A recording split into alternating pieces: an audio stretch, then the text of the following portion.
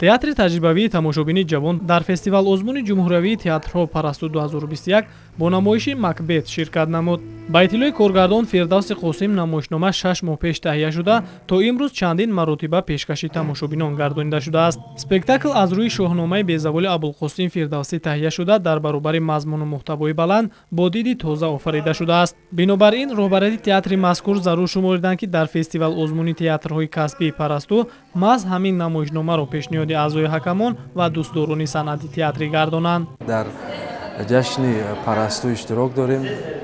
ин фахр аст ва мехоҳам гӯям, ки намоишнома яке аз панди намоишнома ин муборизаи инсонӣ худ бо худ аст ва умедворам, ки тамошобин баҳра мебарад. Аз ин намоишнома ман умедворам, ки дар худ сафед ё сиёҳи худро дар худ мебинанд.